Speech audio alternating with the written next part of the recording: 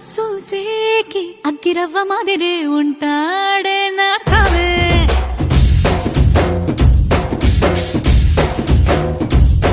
మెత్తాని పత్తి పువ్వుల మరి సంటోడే